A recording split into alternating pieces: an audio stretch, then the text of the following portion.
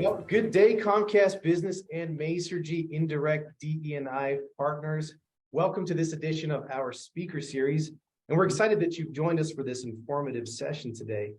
As a DE&I partner, we've designed these speaker series with industry subject matter experts who will bring valuable information and best practices for your professional and business development.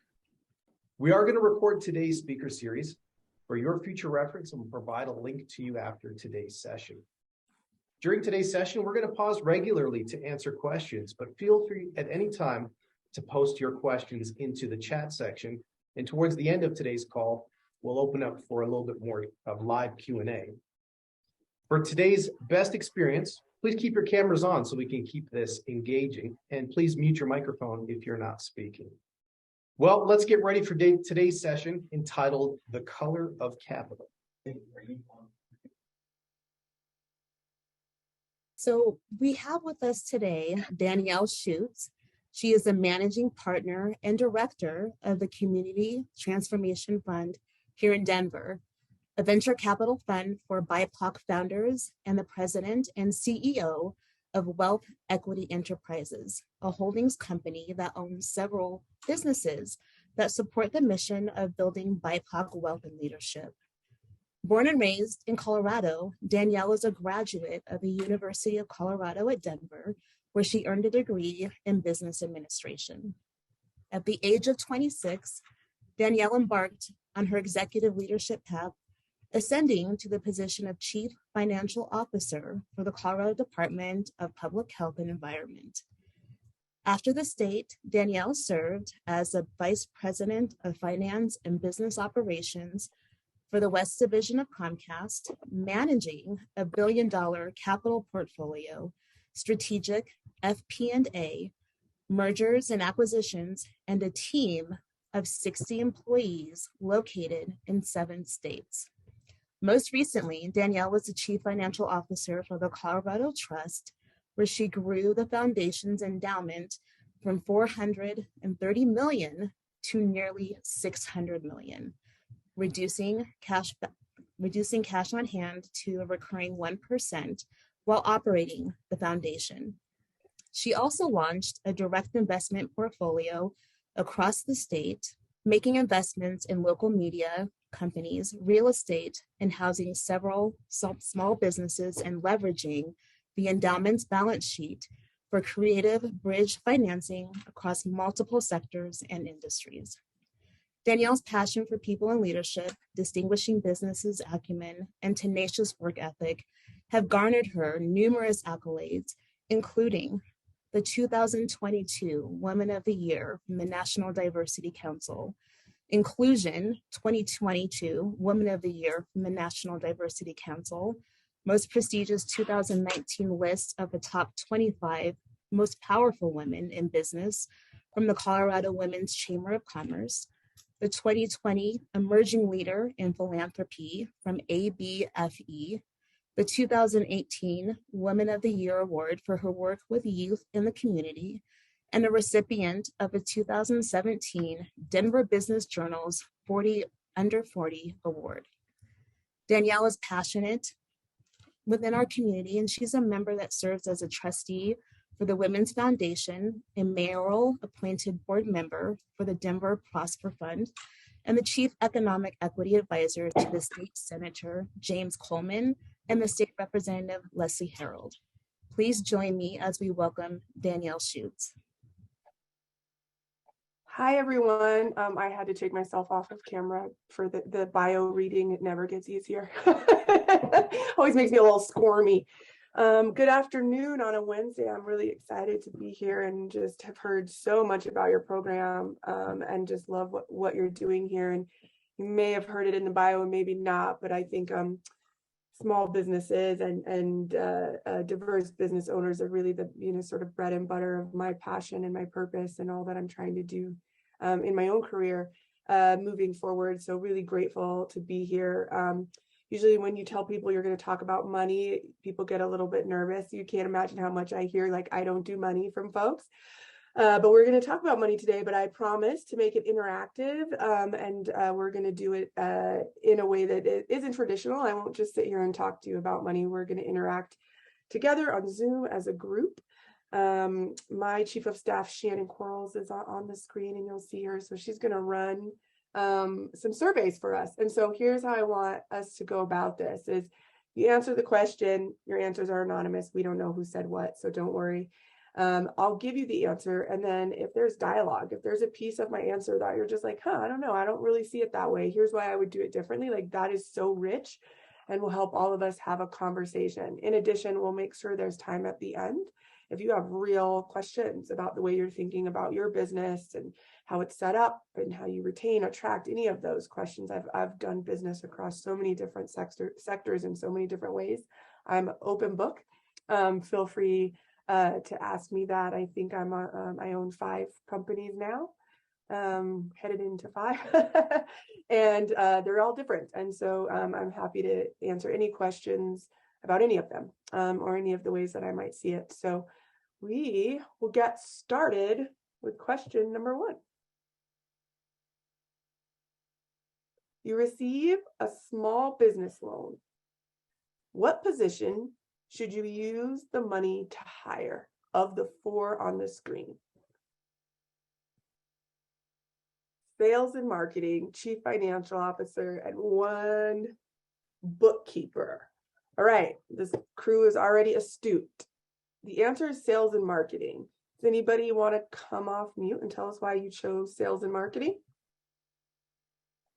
Okay, sales and marketing. So when you are taking out a loan, which is a debt product, right, into your business, you want to hire positions that can be revenue generating first. So they help you generate revenue to pay back the loan, but also to grow and scale your company. This is a great, great product to do if you need to go hire sales and marketing for your company. The other way you could do this, if I had put on this would have made it open for more debate, is if you yourself are a great salesperson, which I think I'm sitting with partners on this call who probably are. If you yourself are a great salesperson, or that's really at the base of your company, if you were to hire a personal assistant that freed up your time to go generate revenue, that could be seen as a similar argument, right? So really the goal when you're taking on debt of some kind is that you really want to be in a position where you can generate revenue from the investment of those dollars into your company, more revenue than you may have today, your first time revenue, whatever it may be. And I know a lot of business owners are really debt adverse around taking debt on, but I think it's an incredible product. A lot of it has become available in the market and much easier to get over the last few years since COVID hit small businesses so hard. So that's something to keep in mind is taking on money is one thing. Taking it on for specific purposes is another thing. I love dollars. I love P&Ls because they tell me a story about what's happening in a business. They just give me the face of what's initially happening in a business. And then you go underneath and you find out, okay, what's happening in the operation that's got that dollar on the surface in the way that it does. All right, next survey question. All right. Just do some math. Your company has signed several contracts and needs capital to do the work on those contracts to get paid. What type of capital should you seek?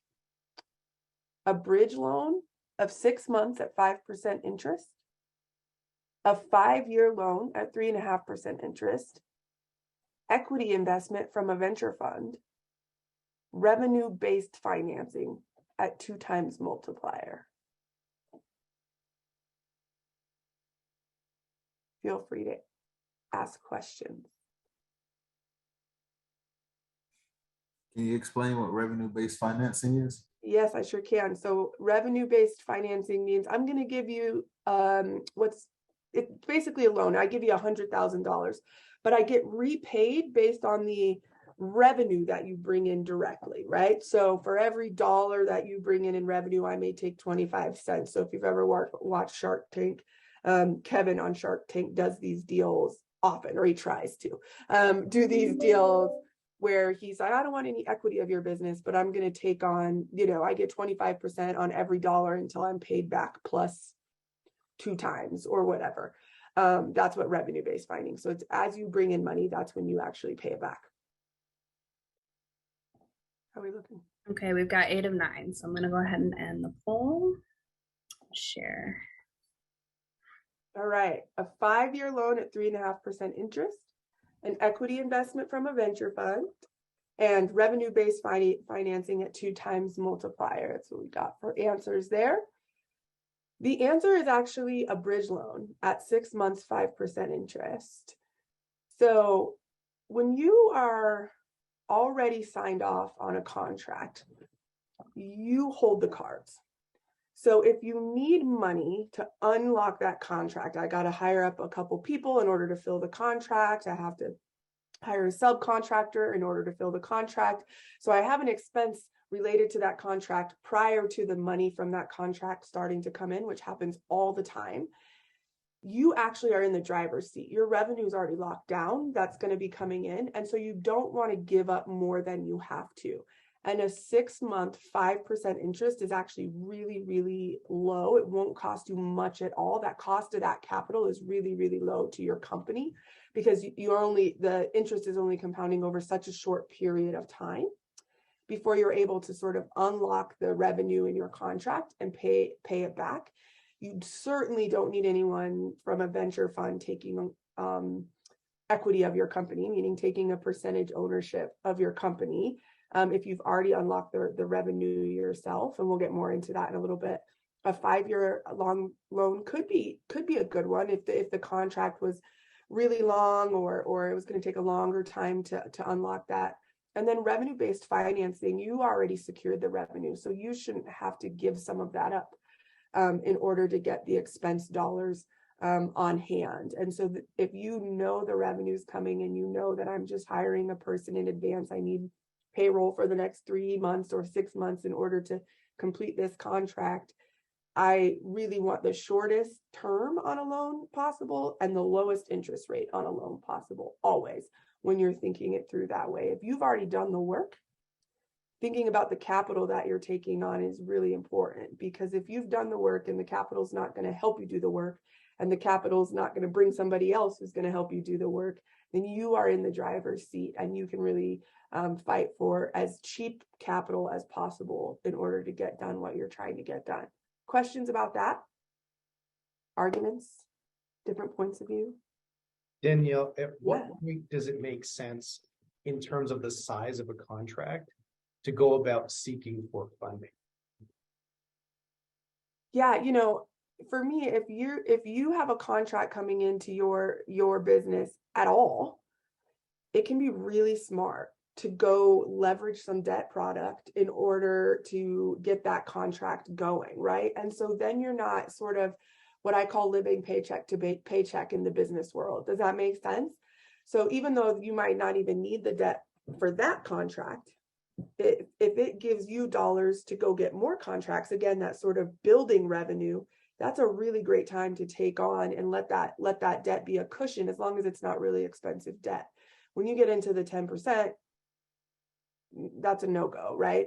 From a debt perspective, almost no matter like how long the term is, once you start getting into those higher numbers, that's going to be expensive capital. But it's a really great, debt is a great product in order to sort of open the floodgates on things that you're doing. And so if you have a contract and you really don't need the debt, think about what is that going to mean from an overall perspective. It's a cheap way to sort of unlock that contract, give yourself cushion, and then go get additional contracts or build up your staff or do whatever you need to do to unlock revenue. I call it having revenue choked. Whenever you've got revenue choked, that's a great time. It's there. It's just on the other side of the tiny conduit, and we need to open the conduit a little bit by creating capacity within your organization, whatever that might look like for your business. Great question. And what are you seeing right now in terms of current interest rates for loans like that? Yeah. So, we are in a horrible interest rate market, which I'm sure all of you know, and in an effort to curb inflation, which inflation has been the highest it's been almost in our country's history in this year. And we're in a technical recession, which means we're in a recession. The market technically is in a recession. but we've never been in a technical recession where your unemployment is at 4%. That's almost unexplainable because usually a recession is directly tied to unemployment, right? All these people are out of work because we've reduced all the jobs in the market. And then people being out of work causes issues with disposable income and all the things, and people not paying, defaulting, all of that. That's all how the big, broader economy works. And so the Feds have increased the interest rate quarter after quarter after quarter in the year 2022. I suspect they'll do it again in December one more time.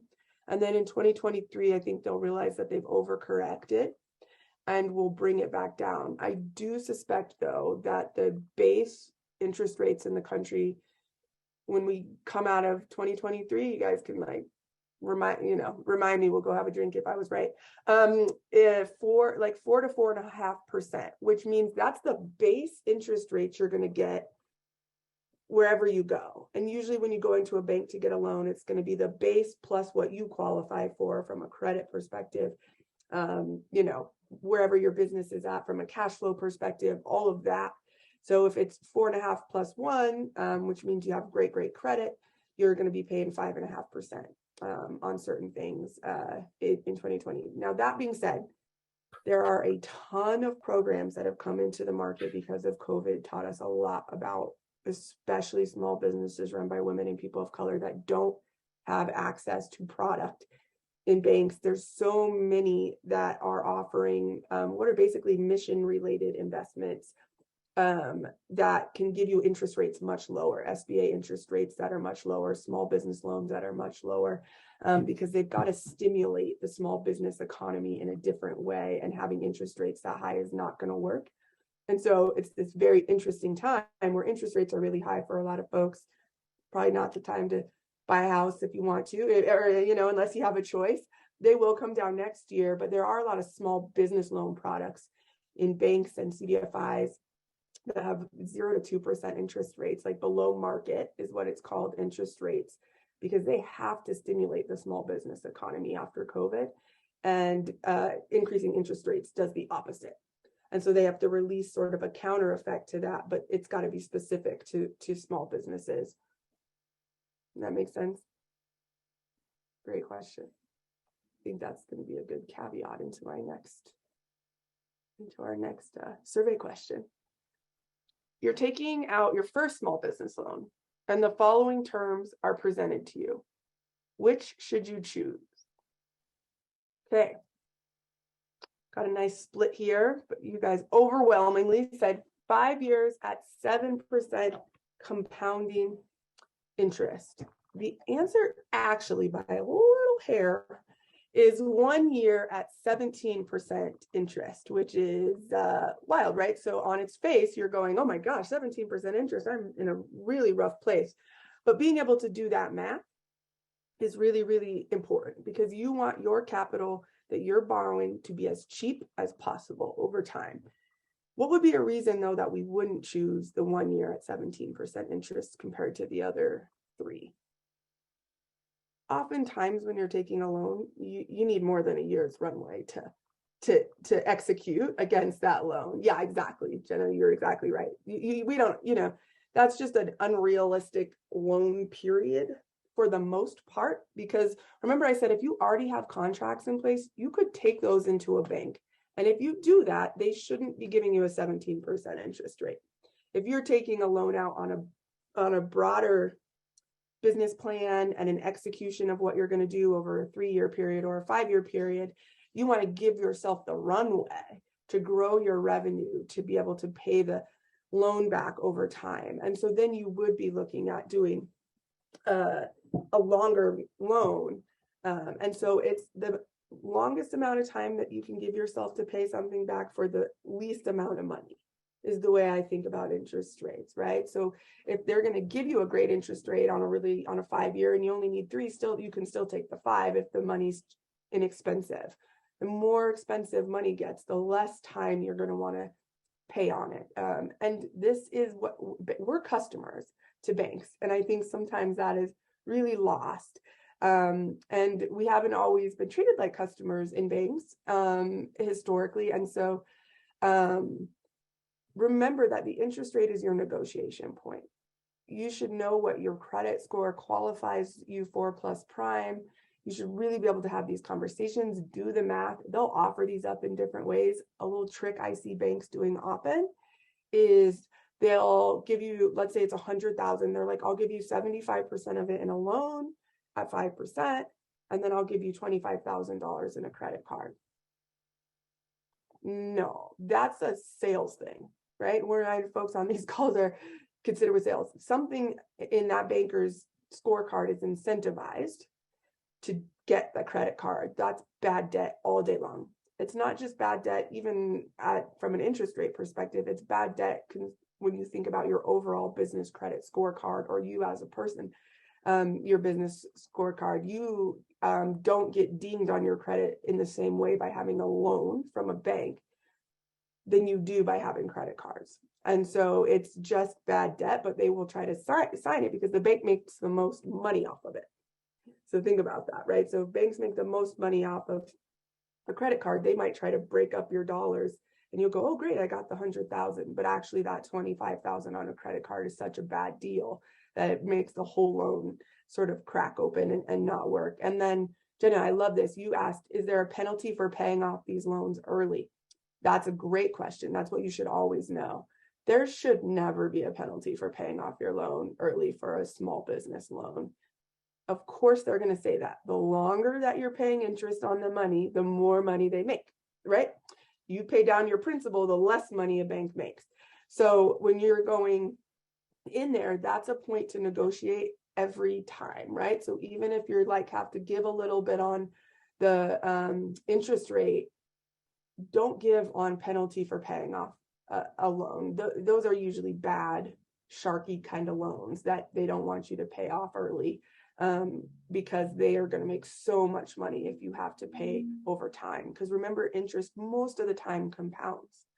And so you're paying on the interest and then paying on the interest some more and then paying on the interest some more the longer that you keep the loan. And so that is a great question. It's a point of negotiation. It's a lever you have to pull with financial institutions to ensure that if something happens and you can pay it back early, that you can, and that they don't hit you with a big fee or percentage of the total loan that gets increased over time.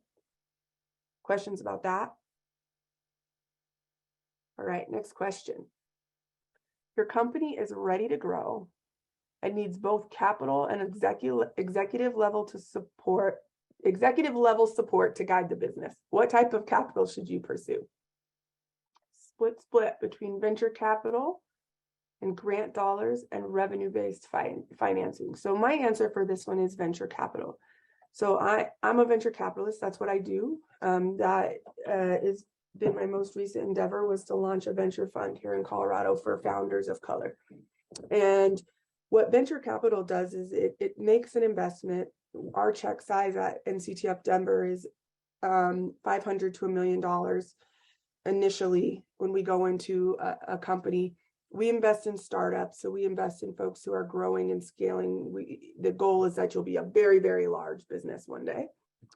And we take a percentage ownership. Most of the time, we take a percentage ownership of the company. So for 10% of the company's valued at $10 million, we pay our $1 million into that investment.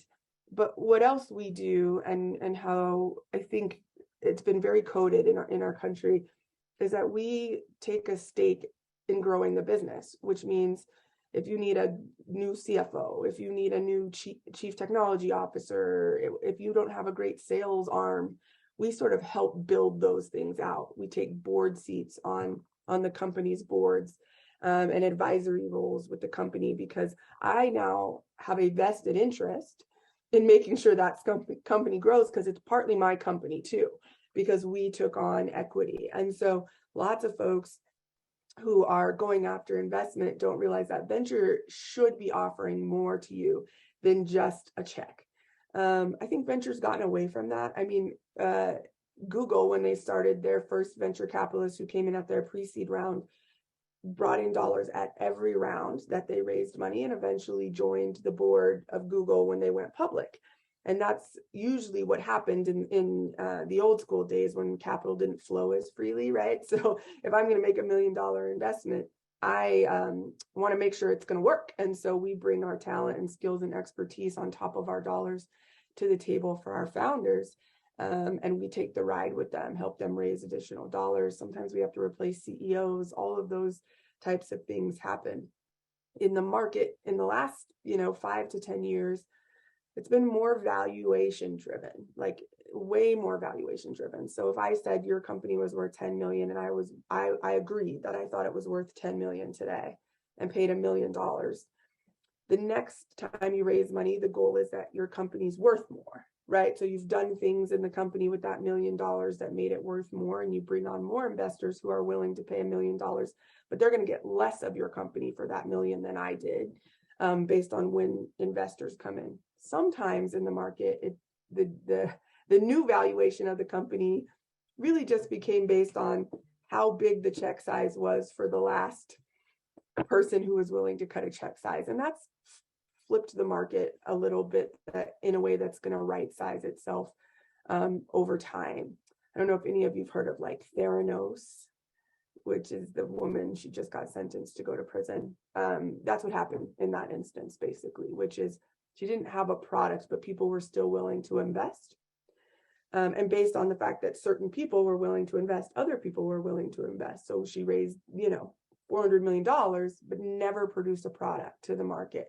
The same thing happened with WeWork, where he raised a lot of money, but his financials were never showed that he was actually growing in the business. And he had actually taken on a lot of bad business deals, a lot of bad leases, a lot of bad contracts. And when he tried to take the company public, it all fell apart, because that's when they really started to look at it. And so taking on an investor is a great, great thing. I know a lot of people, when you hear I'm going to take a percentage of the company, that feels scary. The truth is, if it's a good investor, you're not just giving up a percentage of your company for the dollars. You're actually going to have a partner in growing and scaling that business. And so I would consider that. It works the same way in private equity, which I think companies like yours, that could be a great investment place, is folks that run private equity funds. Mergers and acquisitions can do the same thing, right? You can make the value of a company much larger by consolidating with other companies and then consolidating talent in that space too. So the answer is venture capital compared to those four, but any type of investment where someone's going to take a percentage ownership, will you think about what they're bringing to the table besides the dollars? Because if you're giving up a chunk of what you built, then there should be a big benefit in it beyond what you could go get from a bank who's just a loan, and you get to hold your company whole. Any questions about that, or just venture in general? Investment? Oh, yes. Are there good ways to scrutinize and compare potential investors? Yes. Talk to the folks they've invested in before is like my number one thing. I don't have a single founder I've met who's done that. Where they're like, oh, I have another investor who's going to come into the rounds, and I'll go, great. Like, what kind of investor are they? Have they invested in other companies? Yes. Great. Can you get the name of those companies? Because they could be an investor who makes your life 10 times more difficult, and you don't want to work with them, right? It won't even work. So one thing I would do is talk to previous investments if they have them. Another thing is to ask up front what type of reporting, how often are they going to want to meet, or what? And then ask them, what else are you bringing to the table? What expertise can I count on you for? Be willing to share what you need, right? That'll be the first thing we ask you is, well, what do you need? What's the whole, right? I want to know that you know your strengths and your weaknesses. And I want to know that I'm a good fit for wherever we need to fill some gaps, right?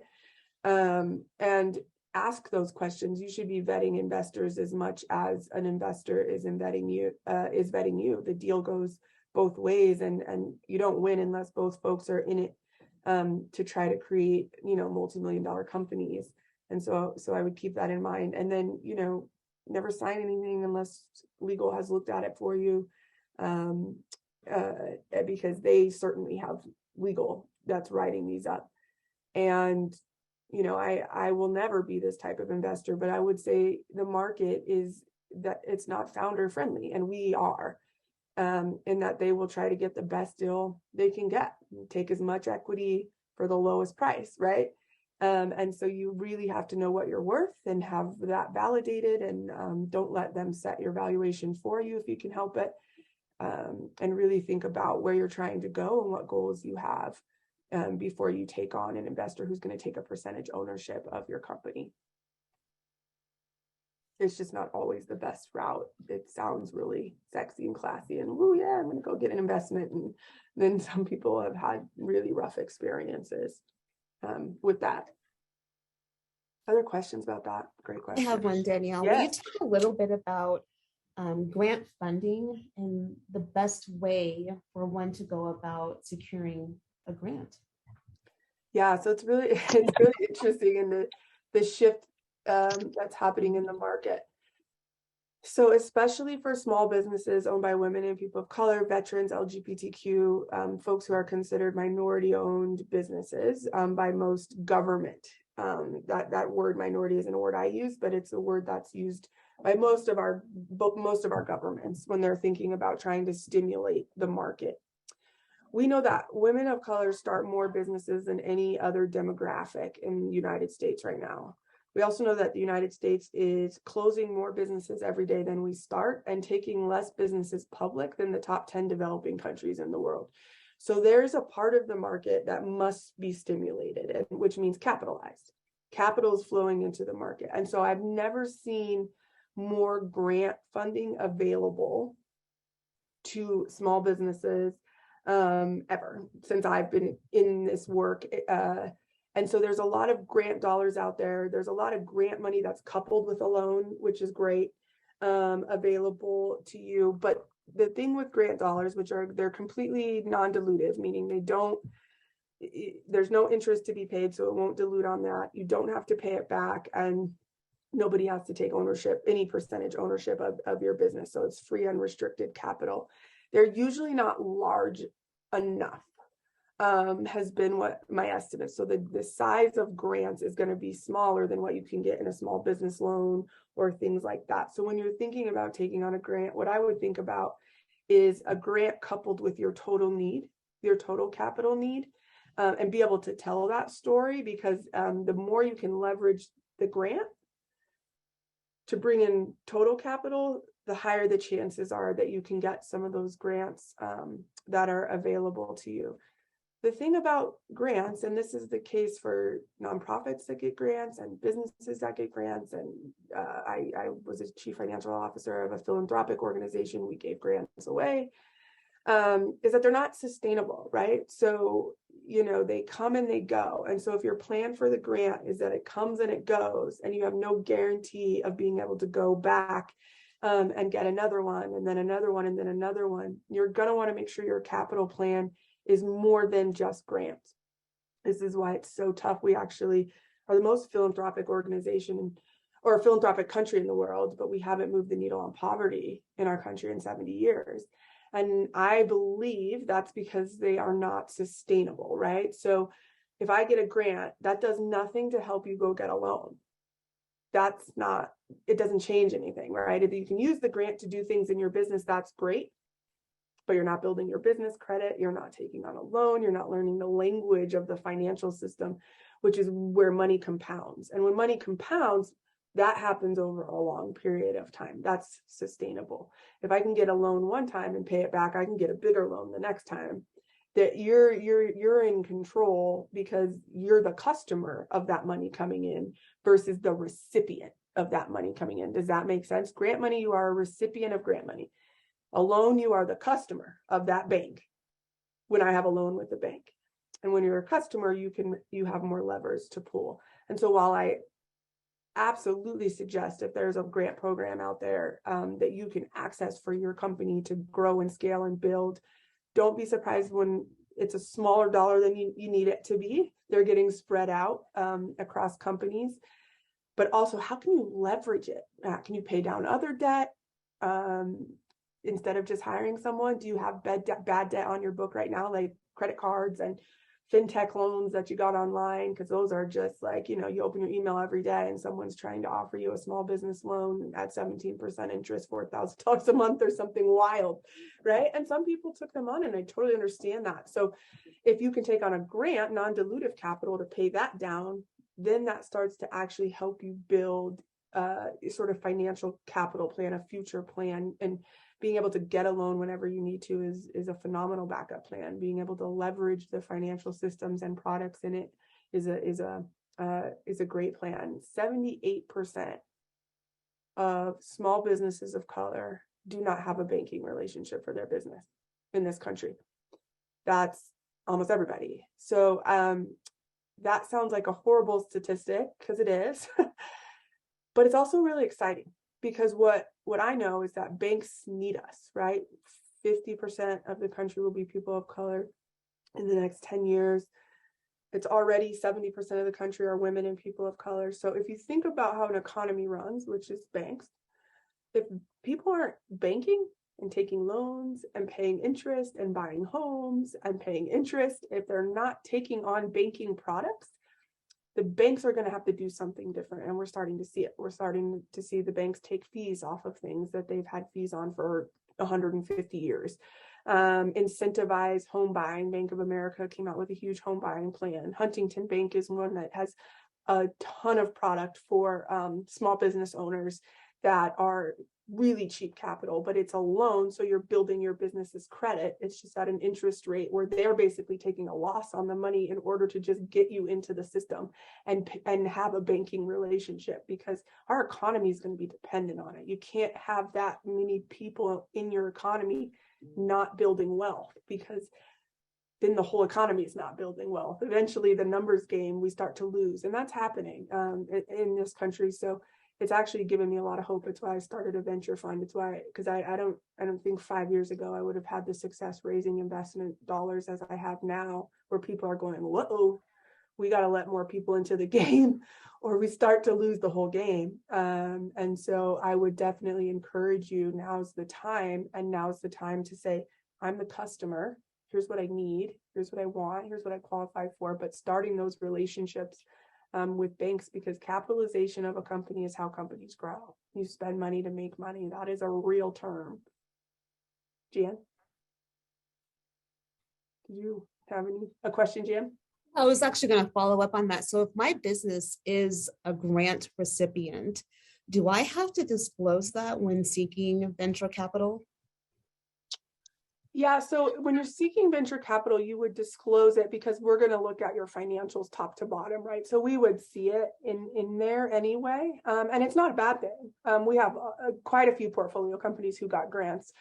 So remember, if you take a grant, the way to use that is to leverage it to get into the financial system in some way. So it's actually a good thing to disclose it. And a venture capitalist is going to look at every dollar in your P&L before they make an investment.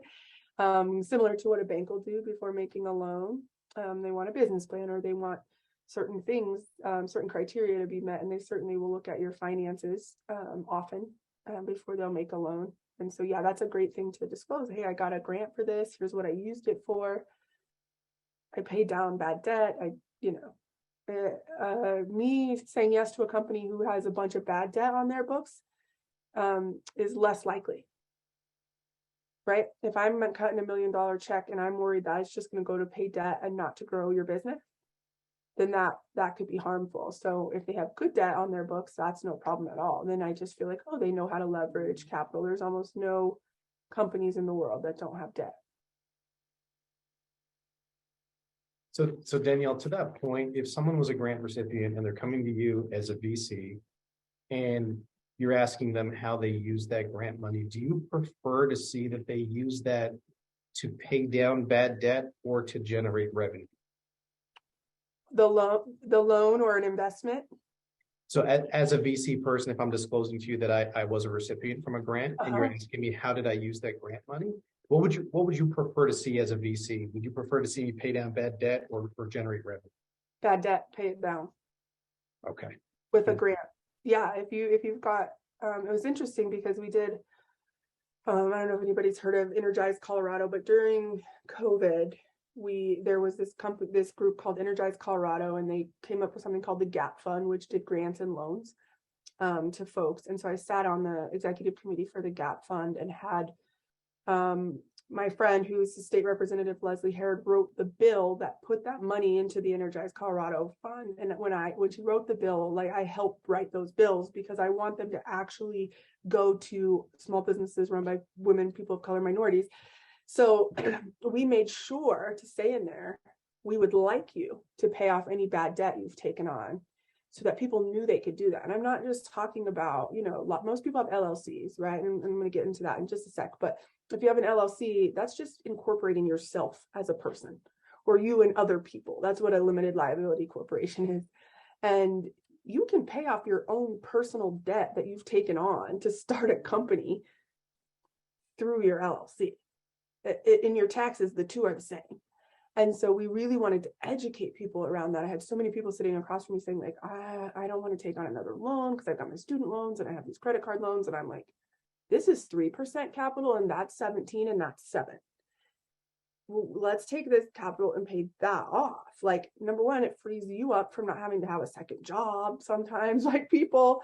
We free your time up to go generate revenue. What is it, right? Like, what is the outcome? And to be able to speak to it is what people are going to look for the most. It's a social capital game above all else, right? So to be able to say, I used the grant to pay down my bad debt is something probably a lot of folks wouldn't expect us to be able to talk to. And when you can, it means you know how to move capital through your company in the right ways to create the right outcomes. Or I use the grant dollar to hire somebody. Some grants won't let you pay down bad debt. I won't tell you how cynical that makes me about grants and philanthropy. But if they do, certainly, if you've got it, please use it that way. Right now, you're out from the payments, you're out from interest, you're out from that piece of the cycle that can get a little scary if things get tough. Okay. So I have one more question to ask, or we can go straight into question and answer. So I'm going to just check in. Do people have other questions? It can be related to what we've been chatting about. It can be totally unrelated to what we're chatting about. And if not, then I'll ask one more. Yeah, good. Okay. I'm going to throw that last one up. What is the most impacted by the type of corporation that you file? The most impacted. So you all knew this one, and I'm the what type of capital you get. I have to answer because it comes up on my screen, but I throw it off. Yes, that's exactly right. I mean, that is the difference in corporation types. So an LLC, you just heard me say, that is the most common. They're really easy to set up.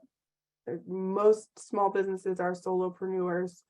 Just a person running a business. They pay folks on 1099. They're not on payroll necessarily, but a limited liability corporation is basically incorporating you.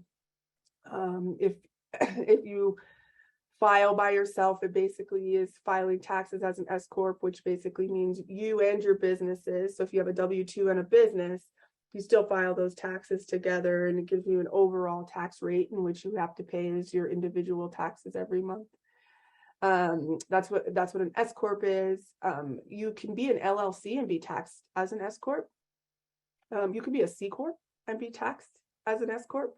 So if you're a partner all by yourself in one of those corporations, you will likely, your tax accountants will likely choose to tax you as an S corp because that'll be the greatest benefit to you moving forward. Once you start to add other partners who have equity in your business, who have shares of your business, they get what's called a K-1, a distribution, and then you're going to file taxes differently most often when it works like that.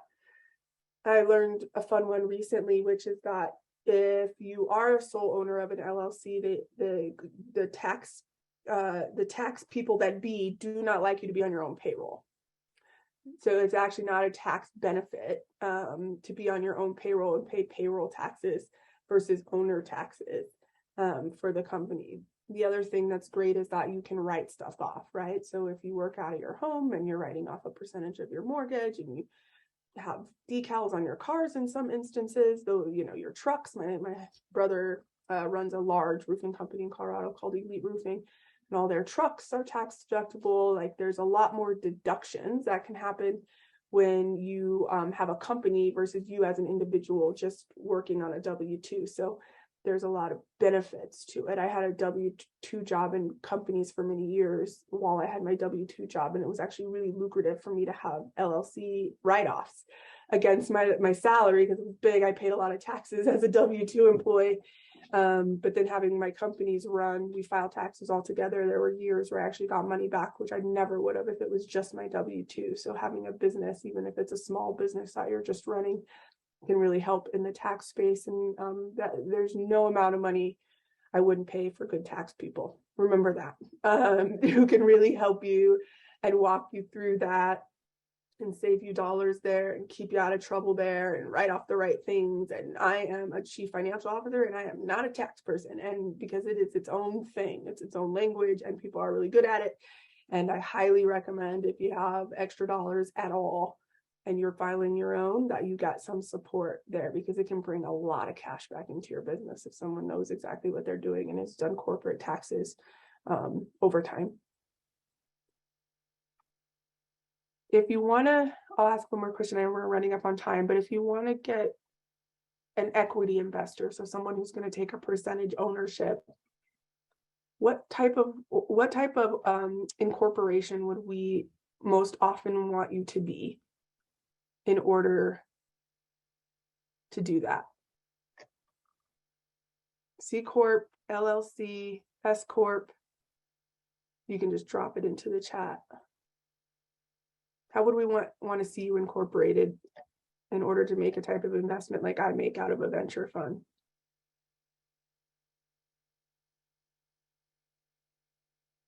Yes, C Corp. Someone drops it in there. That's exactly right. So not just a C Corp, but a Delaware C Corp. So you'll see that most companies are incorporated in Delaware, and then we'll have an operating agreement in Colorado or wherever they're actually operating out of and have an address in Colorado. And a C Corp keeps it very clean, keeps shareholder percentage clean, the capital stack clean. Your personal finances aren't tied up in it at all. So as an investor, I'm worried about the business. I'm investing in the business. I don't want anything that has to do with your tax return or your personal finances to affect the overall company that I'm investing in. And so we have a lot of companies who started as LLCs who had to convert over to C Corp in order to grow scale through venture and equity investments. So that's one just to keep in mind. Private equity and others, they wouldn't be so picky because they often come in and buy the whole company. Private company or private equity deals are usually 100% buyout of some kind or change of ownership or creating employee ownership. When an owner retires, you'll often get private equity folks that come into that deal. So, all right. Any other questions for me? We could do this. Well, I could all day. Like there's so many questions we could ask about P&L, but I'm sure that was enough for your brains for this afternoon. That was so fun. I'm so glad that you had me. Any other questions before we head out? Danielle, what's so special about Delaware? You said, Oh, yeah. you said especially Delaware. And for those of us from the Comcast and Masergy team, you'll notice on your W-2 that it says Comcast and it's got Delaware listed on there too. So what's so special about Delaware? Why? Yeah, Marino O'Connell just said it, tax-free. So Delaware is an unbelievably friendly state for businesses. And so almost all the businesses in the country are founded in Delaware, even if they never operate there. So that's why exactly right. And oh yeah, Maureen said, look up almost every major bank. Yeah, tax breaks for businesses when you file there. You still pay state taxes after a certain amount of business, right? If you bring in enough revenue from the state you work in, you're still going to pay taxes on that. So it's not like you're not going to pay taxes. But Delaware is incredibly friendly on taxes, incredibly friendly if you got into a legal battle and got sued. Delaware's known for being business friendly in those situations, and your business is protected. Can you guys tell that I'm from Philadelphia and cross the border a lot? Tax I have free a quick question. shopping. Yeah. I have a quick question. Maybe it's not, maybe it won't be quick. I don't know. Good. I am about to form a partnership with someone who's going to invest in a new company.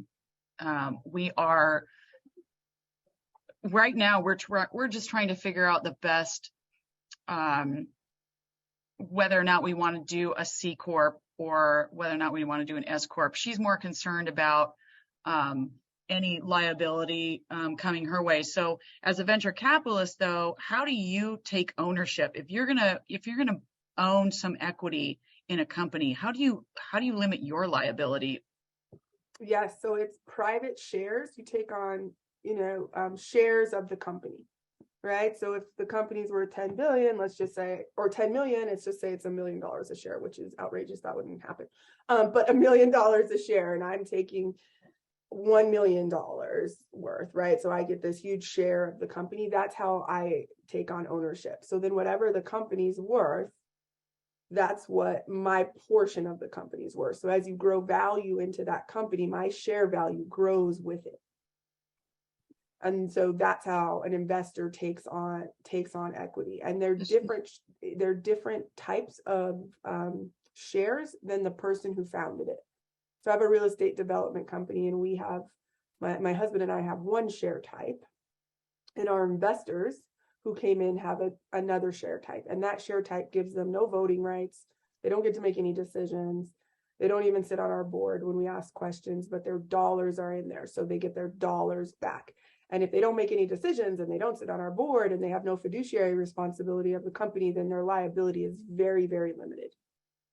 Yeah. Okay. Gotcha. Yeah, she's going to want more involvement than just that. So yeah, exactly. We're like, okay, well, and obviously I want to protect myself as well, but she's got a lot more to lose than I do. Right.